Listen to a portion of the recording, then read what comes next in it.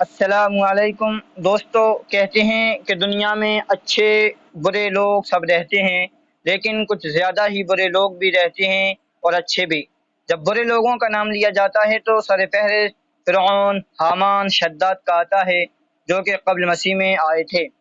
اور بعد مسیح کی بات کریں تو برے لوگوں کی تو ابو جہل، ابو لہب کا نام لیا جاتا ہے، اور تھوڑے سے آگے چلو تو خونخوار منگولیوں کا نام آتا ہے۔ انہی میں سے ایک، جس کو فادر آف منگولیا کہا جاتا ہے، کہتے ہیں کہ ڈر اور خوف کا نام چنگیز خان تھا۔ تو آج ہم چنگیز خان کی بات کریں گے۔ چنگیز خان کی پیدائش 1162 عیسوی کو ہوئی۔ اس کا اصلی نام تیموجن رکھا گیا تھا۔ جس وقت اس کی پیدائش ہوئی تو بہت سے منگولی قبائل تھے۔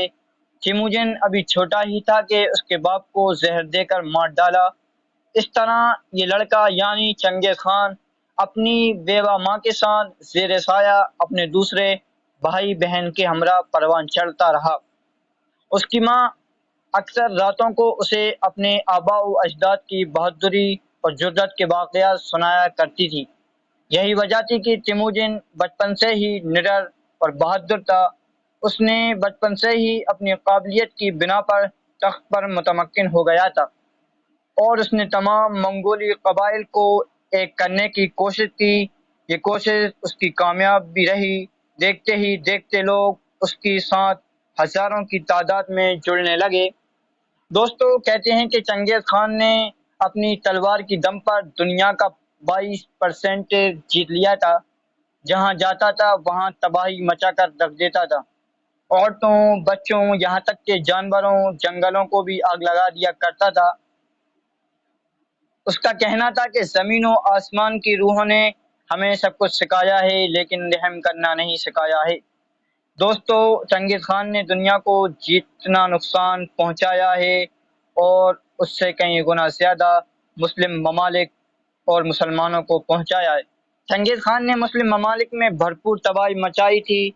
بغداد سے لے کر سمرقند و بخارا تک مسلمانوں کی کھوپڑیوں کے مینار بنوائے تھے، اور مسلمانوں کی مساجد و مدارس کو تباہ و برباد کر دیا تھا۔ چنگیز خان نے دنیا میں تباہی مچا کے رکھ دی تھی۔ آج بھی لوگ اس کو نہیں بھولے۔ وہ خطرناک، خوفناک، بہادر، ظالم بادشاہ تھا، جس نے دنیا کو جیتنے کے لیے کسی پر بھی رحم نہیں کیا۔ کسی نے چنگیز خان کو انسان کو ہلاک کرنے والا دیو کہا، کسی نے شاندار لڑکے کا لقب دیا۔ آخر جو بھی تھا وہ ظالم ہی، کروڑوں لوگوں کا قاتل۔ 1227 عیسوی میں چین پر تیسرے حملے کے دوران اس کا انتقال ہوا۔ یہ تھی چند باتیں چنگیز خان کے بارے میں۔